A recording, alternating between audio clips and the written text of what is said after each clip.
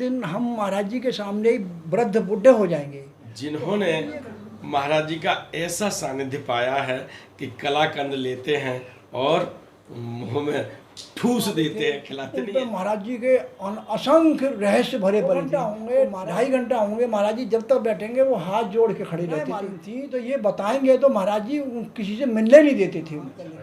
महाराज जी खुद करवाते थे, वे तुम घूमे आओ जाओ। और ये महाराज जी ने पोस्ट ऑफिस भी उसको करवा दिया था, उसकी रोजी रोटी के हिसाब से। लग गया हम मेरे बारे में तुम वहाँ चर्चा कर रहे थे, तीसरा आदमी तो कोई था नहीं, था ही नहीं जो है। और तुरंत ही आते पेशी कर दी, तुम क्या चर्चा कर रहे थे जी। चलिए मित्रों नमस्कार। बड़ी प्यारी प्यारी चर्चाएं, महाराज जी का सत्संग आपको सुनने को मिल रहा है। क्योंकि अब हम महाराज जी को मानव देह में तो नहीं देख सकते, लेकिन जिन्होंने स्पर्श लिया है, जिन्हें स्पर्श मिला है, जिन्हें कृपा मिली है और जिन्होंने महाराज जी का ऐसा सानिध्य पाया है कि कलाकंद लेते हैं और मुंह में ठूस देते हैं, खिलाते नहीं है, ठूस देते हैं। ये स्नेह, ये प्यार आप सबको मिला है, जिनको हम लोग एक अपेक्षा करते हैं कि महाराज जी पल भर को हमारे सपने में आ जाएं। आपने बरसों बरस महाराज जी का सानिध्य पाया है, तो ये कथा, और मैं ये कहूँ, मैंने पहले भी बताया कि ये इंटरव्यू नहीं है, ये महाराज जी का सत्संग है, महाराज जी की गाथाएं हैं। तो पूज्य संजीव दादा कुछ कहना चाहते हैं। भाई साहब, एक बार आप कैंची में सिद्धि माँ ने कुछ आवश्यक आश्रम के काम के लिए आपको भेजा था। संभवतः साहित्य वो आटे की पिसाई से जुड़ा हुआ था, और आप और एक आश्रमवासी और गए और वहाँ कुछ चर्चा करने लगे। क्या प्रकरण था वो? आश्रम में 3-4 महीने से ज़्यादा का लगातार रहते हो गए थे। तो शाम के टाइम एक दिन ये इच्छा हुई कि पूर्णानंद जी की जो है जो दुकान है उसकी तरफ चाय पीने चले जाएंगे।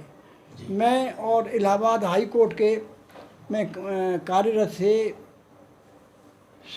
श्रीवास्तव थे या सक्सेना थे, वो हम उम्र के थे। हम दोनों बाहर निकल गए।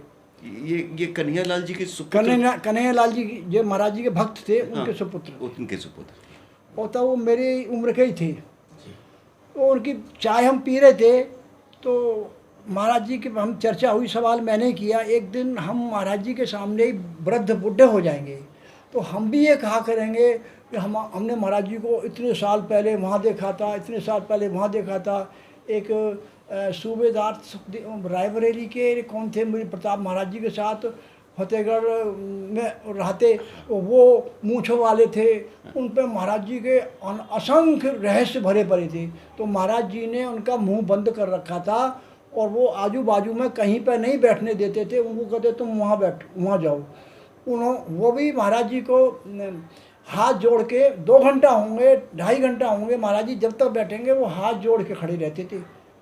ठाकुर साहब मिलिट्री के रिटायर्ड थे। जी जी। महाराज जी उनके पास ब्रिटिश पीरियड में जाते थे, फतेहगढ़ राजपुर में।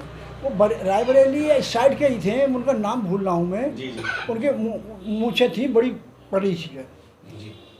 तभी जब कैंची में जब वो थे, तो मेरे ख्याल में तभी वो 80-85 की उम्र के तभी थे जो है। तो उनको बहुत महाराज जी के रहस्य, महाराज जी की लीलाएं मालूम थी। तो ये बताएंगे तो महाराज जी किसी से मिलने नहीं देते थे उनको। अच्छा। और उनके स्वास्थ्य का, उनके भोजन का, इनका बहुत ध्यान रखते थे। तो वहाँ आपकी चर्चा चल रही थी। उस दिन हम थक गए, तो मैंने कहा आज बाहर चाय पियेंगे, कुछ तफरी का मूड हुआ हमारा। मैं और वो वहाँ चले गए। अच्छा, तफरी भी कर लिया करते थे? हाँ कर लेते थे। महाराज जी खुद करवाते थे, वे तुम घूमे आओ जाओ, कांकड़ी घाट हो आओ, नैनीताल आओ, तुम नैनीताल इन्हें घुमा लाओ जाओ। माफ कीजिएगा, आपने देखा कभी तफरी करते हैं? आप धार्मिक स्थल के लिए चलिए, अभी तैयार हो जाएंगे। जी जी जी। तो हम बैठ गए थे वहाँ पर चाय पीते पीते, हमने कहने लगे इतने लोग आ रहे हैं और एक दिन हम भी वृद्ध हो जाएंगे, तो ऐसे ही प्रसंग किया करेंगे, बताएंगे मैं इतनी उम्र का था, महाराज जी तब इतने के थे। चाय पीने के बाद हम आश्रम में आए।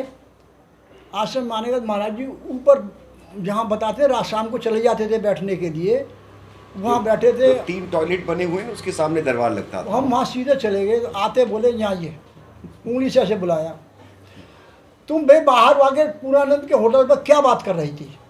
अच्छा, क्या बात कर रही थी?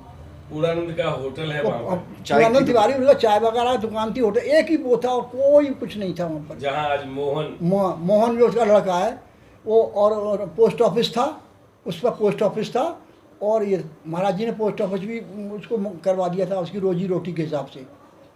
तो जब हम आश्रम में आ गए, महाराज जी ने हमसे पूछा तो तुम वहाँ पर क्या बात कर रही थी, क्या चर्चा क्या थी जो है? अब हम दोनों के दोनों मुलजिम बने खड़े थे, कुछ बोल नहीं रहे थे। मैं उसकी तरफ देखता था, वो मेरी तरफ देखता था, क्या चर्चा करें। जी जी, तो महाराज जी हम आपकी लीलाओं की चर्चा कर रहे थे। वो तो कम बोलता था, वो बोलने में ज़रा ढीला था जी, तो हम आपकी चर्चा कर रहे थे कि हम भी महाराज जी के सामने इतने बड़े हो जाएंगे तो हम भी महाराज जी के लीलाओं के रहस्य बताया करेंगे, कम बोला करो। यूँ कर देते थे मुझे, हमने हाथ जोड़ दिए, फ्री हो गए, पेशी हो गई हमारी। उसके बाद रात को फिर हमने उसी टॉपिक पर करी। देखो हम तो वहाँ बात कर रहे थे, इनको पता लग गया हम मेरे बारे में तुम वहाँ चर्चा कर रहे थे। तीसरा आदमी तो कोई था नहीं, था ही नहीं जो है, और तुरंत ही आते पेशी कर दी, तुम क्या चर्चा कर रहे थे।